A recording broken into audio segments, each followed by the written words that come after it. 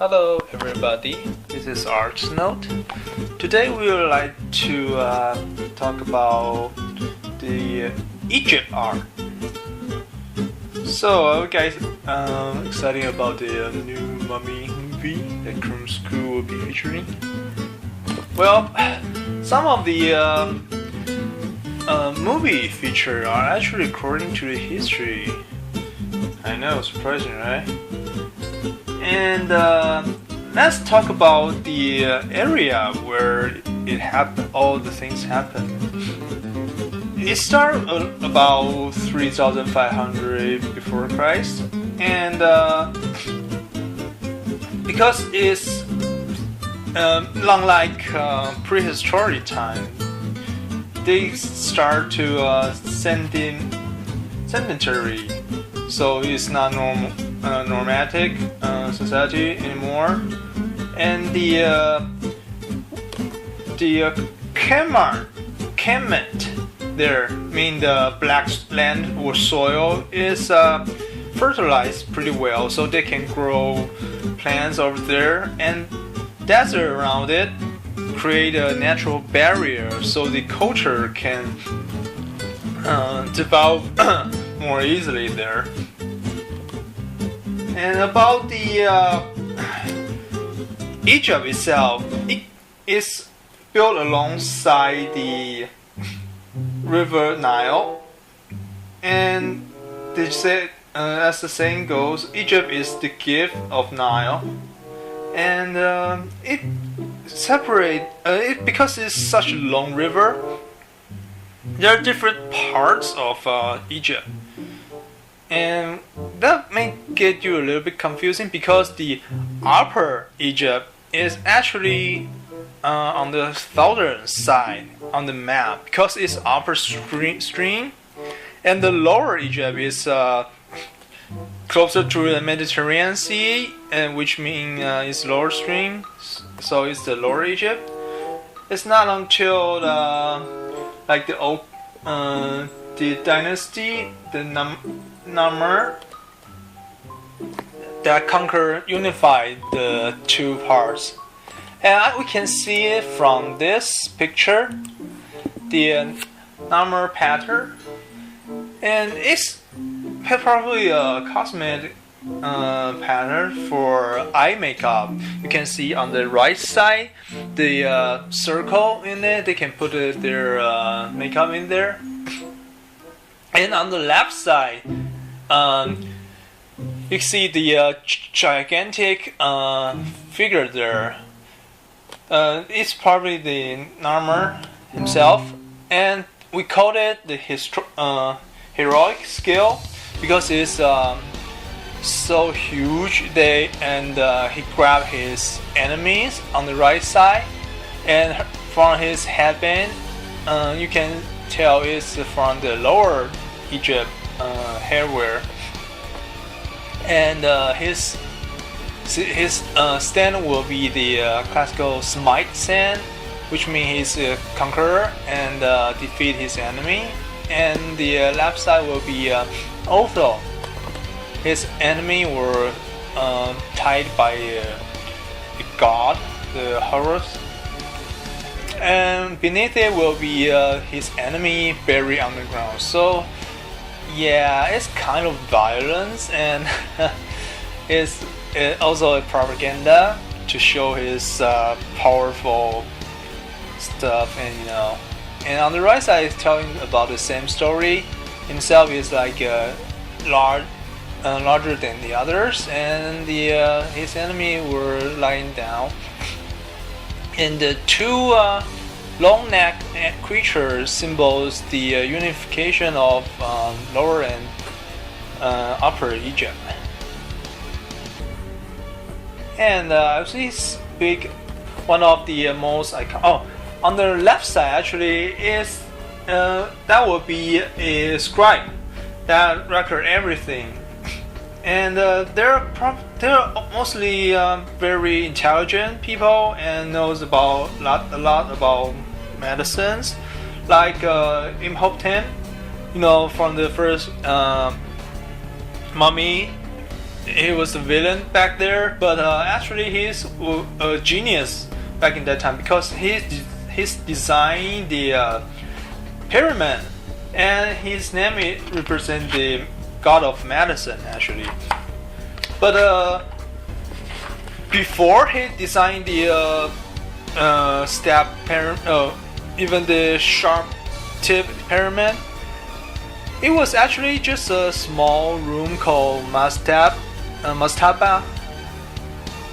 which have a chapel in it and very eternal that leaves you underground and bury the body and stuff. But however, they shifted over time. They shifted to one called the step pyramid because they believe afterlife. They don't in their belief they don't think there's any reincarnation because their spirit, or they call ka, will go to a better place and reborn. And before, so the step pyramid will be the stairway for them to go into heaven or something. But they still need a body and to come back. So the Mummy series actually did record some history, and they also use the canopic jars that preserve their organs like lungs, stomachs, liver, and intestines. And the mummification just preserve the body pretty well, but actually they're all hollow, so they won't like decay or something, you know. But there's not always using the mummification because this took a lot of work, and you know, just in case if the body was destroyed or something, they do have a backup plan. Like the kings would like to use a sculpture, and or the scribe can use the sculpture as well because you got like a social status. So, but you can see the king. This will be the man Kaure. Man Kaure. I don't pronounce it right around. And his wife and the queen.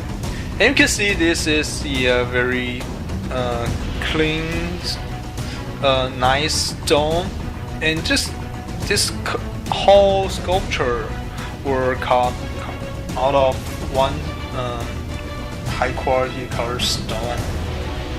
Oh, by the way, you can see their sculpture are pretty idealized, which means they're like very strong and tall and no false, youthful. They're just like just like another propaganda because they probably would like when they're reborn, they're in pretty good shape, you know. Or just create a propaganda to show his people how strong their leader or emperor is. So you can see the other one, like the city scribe. Well, it's relatively not that good quality, so they colored it using the wax, and it's will be called the encaustic. Yeah, the method. They also use this like on some reliefs, but the reliefs most likely will be for narrative uses. So we'll call it the continuous narrative. It's just like ancient times storybook that tells you what happened there. Also, they do have word systems. You can see the famous Rosetta Stone.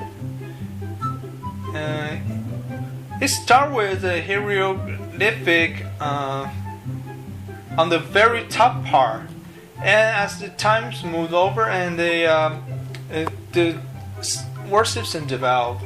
In the middle part will be Dogmatic, and the bottom part will be the ancient Greek. So you can see this is heritage, and but ancient Greeks is a dead language, which means after Dogmatic, and probably no one using that anymore.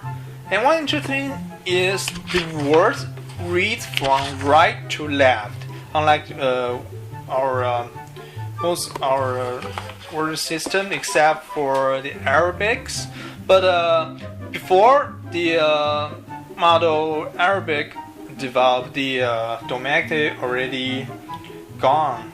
So they're not directly related, but some of the writing, you see, they're pretty close. So just a coincidence, I would say, because they're probably near each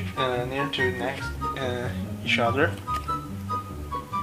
Another thing about ancient Egypt is that they believes in many gods. Not that it's a polytheistic society, which means they think there's more than one true god. Like they have Osiris, Iris, and the most respected of all, the Ra, the sun god, and Anubis. That's probably my favorite one. However, they do have one king that's tried to change that into a monotheistic, which means they believe only one god, and that is this guy, the Akhenaten, the King Akhenaten. Well, but he believed the Atum will be the visible, the sun itself, the only god. And from this relieving is also pretty interesting because you can see the outline and carved inward, which means the deepest part will be the deepest part will be along the silhouette, the contour. So that's a kind of unique art style in relief. But however, after he's gone, Egypt went back to traditional, so they're mostly polytheistic religion. So in summary, ancient Egypt has a pretty long history and his unique art system. And also, one interesting thing about the pyramid is that they do have some servant